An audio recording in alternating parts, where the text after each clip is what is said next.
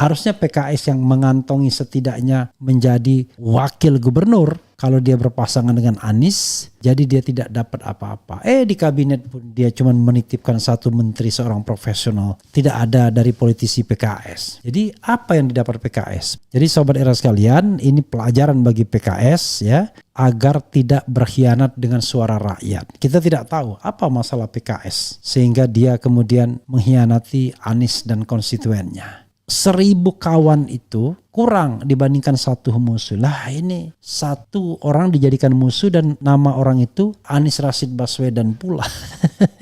Untung Anies baik untuk konteks Jawa Barat. Tapi udah terlambat. It is too late. Seandainya konsisten misalnya mendukung Anies, saya kira ada giroh seluruh Indonesia untuk mendukung PKS. Itu yang saya heran. Kenapa nggak diambil PKS poin ini?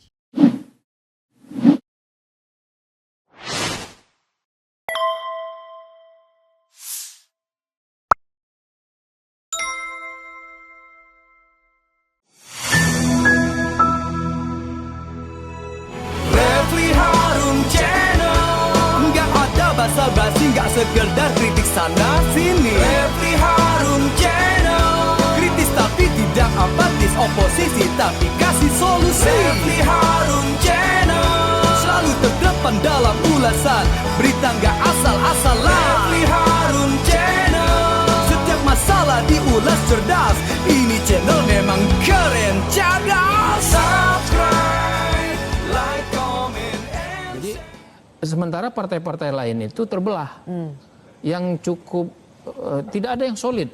Bahkan partai seperti Gerindra itu cuman 40% pemilihnya itu mendukung RK Suswono. Padahal partai pengusung padahal utama. Golkar itu nggak nyampe 50%. Memang paling banyak ke RK Suswono, tapi tidak sampai misalnya 60-70. PKS gimana Mas Jayadi? PKS itu menariknya, PKS juga terbelah. Baru kali ini PKS terbelah di Jakarta. Karena biasanya solid tuh. Iya, saya kira kan penjelasannya yang ingin saya katakan tadi ya, PKB, Nasdem, PKS. Pola itu hanya satu yang bisa menjelaskannya, faktor Anies kan. Jadi karena misalnya PKS, kenapa masih terbelah? Karena selama ini ada kedekatan yang sangat kuat antara pemilih Anies dengan pemilih PKS gitu. Nah, karena endorsement Anies itu lebih jelas ke Pramrano, maka para pemilih PKS yang lebih dekat ke Anies itu kemudian kan juga banyak yang pindah, meskipun ya. Nah, jadi sementara partai-partai lain itu terbelah. Assalamualaikum warahmatullahi wabarakatuh. Sobat RH sekalian, jumpa lagi kita di channel yang keren ini. Keren cadas. Ya sobat RH sekalian ya, keputusan PKS untuk mengkhianati Anies Rashid Baswedan dari kesepakatan mengajukan aman Anies Sohibul Iman. Dan kemudian ketika ada peluang putusan MK tetap bergeming. Bergeming itu artinya tidak bergerak ya, bukan tidak bergeming. Tidak lagi pulang seperti di Jawa Barat, menghadirkan pasangan sendiri Ahmad Saiku dan Ilham Habibi.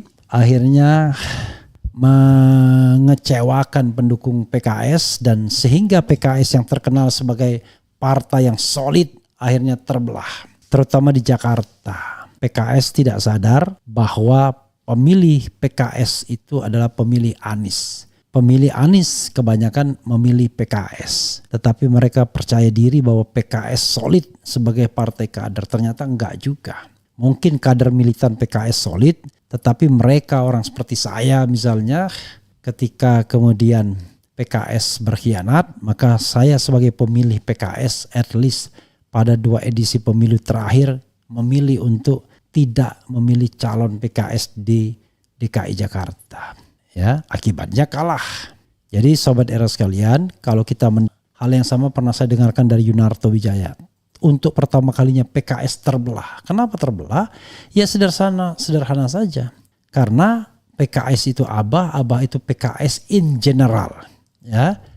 in general. Nah, di sini kekalahan tersebut ya harusnya PKS yang mengantongi setidaknya menjadi wakil gubernur kalau dia berpasangan dengan Anies, jadi dia tidak dapat apa-apa. Di kabinet pun dia cuma menitipkan satu menteri seorang profesional, tidak ada dari politisi PKS. Jadi apa yang didapat PKS? Bahkan di Pilkada Depok yang selama 20 tahun dikuasai PKS mulai dari Nur Mahmudi Ismail, kemudian berikutnya wali kota berikutnya, tapi sekarang boncos. Di Jawa Barat PKS pernah berjaya dengan Ahmad Heriawan 2 periode, boncos juga. Jadi sobat era sekalian, ini pelajaran bagi PKS ya, agar tidak berkhianat dengan suara rakyat. Kita tidak tahu apa masalah PKS sehingga dia kemudian mengkhianati Anies dan konstituennya. Apa yang dicari PKS ketika dalam pasangan Ridwan Kamil Suswono dia hanya mendapatkan wakil gubernur, sama seperti kalau dia mengusung Anies. Padahal kalau mengusung Anies rasanya jauh lebih besar peluang Anies untuk memenangkan pertarungan ketimbang kalau seandainya dia berpasangan dengan RK. Tapi nasi sudah menjadi bubur dan ini menjadi pembelajaran yang penting bagi elit-elit PKS yang kita tidak tahu apakah termasuk terbelenggu juga orang-orang yang pernah menjabat di pemerintahannya sehingga kemudian tiba-tiba dia berpikir untuk bukan berkhianat ya, meninggalkan Anies Baswedan. Coba kita lihat ya sahabat sekalian, ini suka atau tidak ya, saya mengucapkan ini karena saya pemilih PKS. Saya cinta PKS ya, tetapi kemudian PKS kok begini. Ya. Jadi jangan marah ya Pak PKS ya. Karena kalau saya mengatakan demikian, karena saya menyayangkan PKS kemudian tidak bisa mempertahankan wilayah-wilayah basisnya, terutama di Depok. Coba kita bacakan di berita metrotvnews.com. PKS tumbang di Depok usai 20 tahun berkuasa. Ini hasil quick count dengan suara masuk 94%. Walaupun masih tanda tanya, tapi kalau quick countnya sudah jauh ya bisa-bisa kalah ya. Depok. Hasil quick count Pilkada Depok 2024 mengejutkan. Pasangan calon wali kota dan wakil wali kota nomor urut 2 Supian Suri, Chandra Rahman Shah, sementara unggul atas petahana dari PKS Imam Budi Hartono, Ririn Farabi Ar-Rafiq. Menurut hasil hitung cepat Foxpol Center pada pukul 18.20 WIB Rabu 27 November 2024, Supian Chandra meraih 52,88% suara, jauh meninggalkan pasangan Imam Ririn yang mengumpulkan 47,12% suara. Jumlah suara yang masuk tercatat sebesar 94%. Dengan data ini banyak pihak terkejut mengingat Depok telah menjadi wilayah kekuasaan PKS selama 2 dekade terakhir dengan mengantarkan Nur Mahmudi Ismail hingga Imam Budi Hartono. Apakah ini sinyal bahwa Depok akan berpindah haluan? Koalisi raksasa Supian Chandra, pasangan Supian Chandra diusung oleh koalisi 12 partai besar termasuk PDIP, Gerindra, Demokrat, dan Nasdem. Strategi kampanye dengan kekuatan koalisi besar ini tampaknya berhasil menggerus suara petahana PKS yang beraliansi dengan Golkar dalam pilkada kali ini. Sementara itu hasil survei sebelumnya justru menunjukkan tren berbeda. Hasil survei Foxpol Center pada 16 November mencatat Imam Ririn unggul dengan elektabilitas 51,7%, sedangkan Supian Chandra hanya meraih 39,2%. Perubahan drastis ini menjadi pertanyaan besar, apa yang membuat PKS kehilangan kekuatannya di Depok? Hasil quick count mencerminkan perubahan preferensi pemilih di Depok. Ada yang menyebut koalisi besar sebagai faktor penentu, sementara sebagian lainnya melihat kejenuhan masyarakat terhadap dominasi satu partai sebagai alasan utama. Namun hasil ini masih bersifat sementara. Hasil resmi Pilkada Depok baru akan diumumkan oleh KPU setelah proses rekapitulasi suara selesai pada 16 Desember 2024. Apakah PKS mampu bangkit di detik-detik terakhir atau ini benar-benar akhir dari era kejayaannya? Ini calon dari PKS terancam kalah di Depok. Jadi sobat sekalian, ini yang kemudian kita sayangkan ya, saya sayangkan sebagai pemilih PKS dalam 2 edisi terakhir. Saya memilih PKS bukan hanya karena soal ideologi kanan, alasan kanan, tapi alasan mau beroposisi kepada Mulyono dan menjadi satu-satunya yang beroposisi terhadap Mulyono setelah Demokrat melipir juga pada saat-saat atau tikungan terakhir. Dan paling tidak ya, pertambahan kursi di DKI menunjukkan bahwa PKS leading dan menjadi ketua DPRD. Di tingkat nasional cuma tambah sedikit 3 kursi tapi lumayan. Di DKI yang banyak lumayan, yang membuat dia menjadi juara 1. Tetapi rupanya ini tidak disertai dengan keberuntungan di pilkada eksekutif. Karena Suswono yang seharusnya menjadi wakil gubernur kalau menang ternyata kalah for the time being untuk sementara waktu. Di Depok juga PKS yang begitu perkasa sebelumnya juga kalah. Jadi saudara sekalian, jangan main-main dengan suara rakyat, dengan aspirasi rakyat. Seandainya menurut saya PKS solid dari awal mendukung Anies Baswedan, mungkin beda gairah dampak dari para pendukung Anies untuk memenangkan kader-kader PKS, apalagi ada imbauan langsung dari Anies tidak di detik-detik terakhir. Karena imbauan di detik-detik terakhir itu hanya berlaku kuat di Jakarta ketika ada perlawanan ya. Karena Jakarta orang melihat yang dilawan adalah Mulyono, sementara di Jawa Barat yang dilawan adalah Prabowo, beda lagi. Di Depok yang dilawan enggak tahu siapa, mungkin Prabowo. Makanya kemudian berbeda elan semangat perlawanannya antara Jakarta dan daerah yang saya sebutkan tadi, Depok dan Jawa Barat.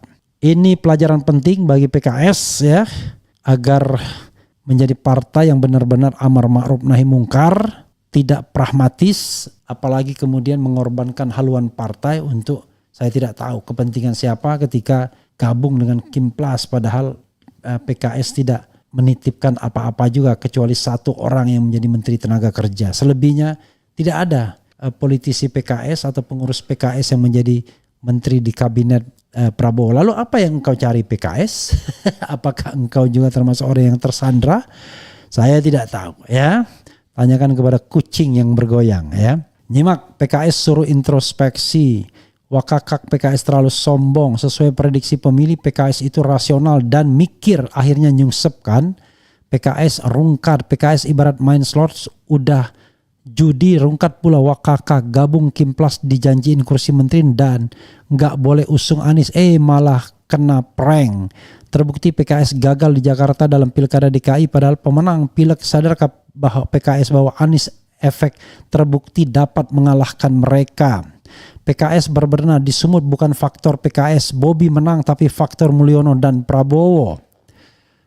Saya juga pemilih PKS, begitu PKS hianat saya golput di Jawa Barat, rungkat PKS Wakakak. PKS kepedian, kader-kadernya terkesan mengeksklusifkan diri, suara pemerhati. Udah gue bilang jangan macem-macem sama Anies, sekarang tenggelamkan lo PKS, rasain dah lo. Kemarin gue pilih PKS sekeluarga malah jadi pengkhianat. Resiko nyebong dijauhi umat Islam karena kata ada yang menyebut haram. Di tempat saya bupati yang didukung PKS juga kalah telak Wakakak. PKS partai dakwah yang tergiur ghanimah, bertaubatlah. Mengutip pimpinan PKS, kekuasaan itu indah. Itu yang dikatakan oleh Sekjen PKS ya.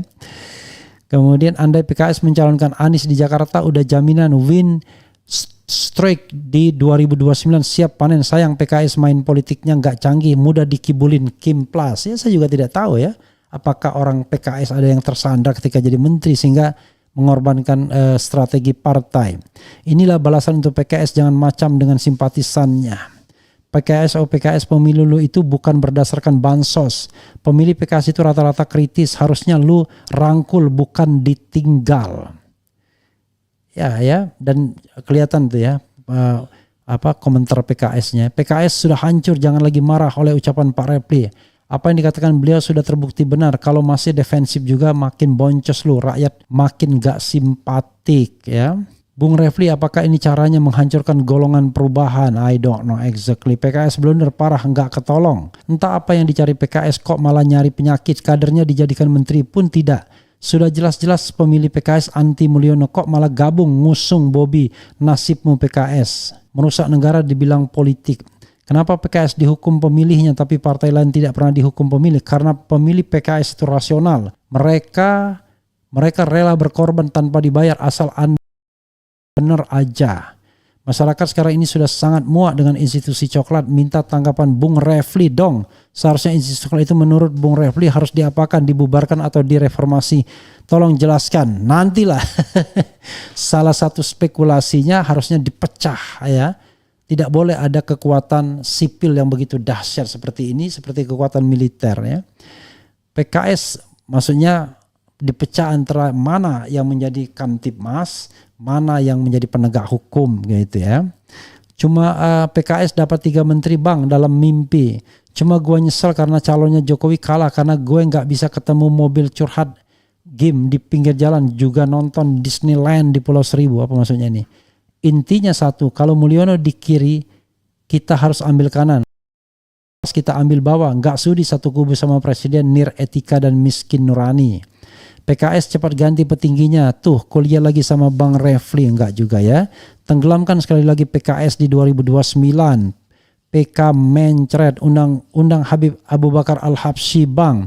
Karena itu nyata PKS wakakak, jubirnya PKS itu loh. Di Batam PKS malah ngusung calon non muslim, sudah tidak respect lagi dengan PKS. PKS kalah sama gercos, petingginya enggak bener. Jadi saudara sekalian, kalau orang kemudian ramai-ramai PKS, saya tahu ya pemilih RH Channel itu adalah pemilih PKS juga. Tapi begitu RH ngeritik dimarahin. Kenapa? Ya Anda udah jelas Anies itu bagaimana aset berharga bagi PKS. Lalu Anda ingin musuhi Anies, susah lah, ya kan? Kan kalau kita bicara tentang politik itu atau perkawanan, 1000 kawan itu kurang dibandingkan satu musuh. Lah ini satu orang dijadikan musuh dan nama orang itu Anies Rashid Baswedan pula. Untung Anies baik untuk konteks Jawa Barat, tapi udah terlambat. It is too late.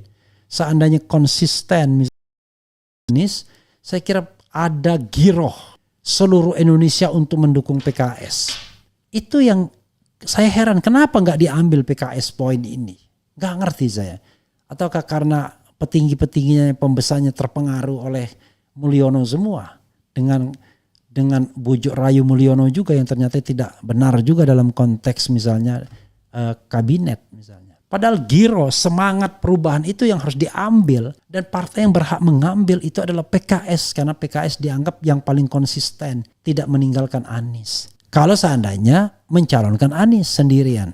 Jadi keuntungannya tidak hanya di Jakarta tapi seluruh Indonesia. Anak-anak Abah pasti akan bergerak untuk memilih, memenangkan calon-calon PKS. Tapi ya sudah, nasi sudah menjadi bubur, mau diapakan lagi ya, dan jangan dimarahin orang-orang yang mengkritik. I criticize PKS because I love you PKS, ya. And I'm your voters. I cast my vote twice in the two last election, 2019 and 2024. Karena itu hidup PKS. Untuk sementara mati tidak apa-apa di DKI, ya. Terkapar di Jabar tidak apa-apa. Keok di Depok tidak apa-apa, tapi tolong garis lurusnya ditegakkan kembali sebagai partai yang amar ma'ruf nahi mungkar. Wassalamualaikum warahmatullahi wabarakatuh. Keren cadas.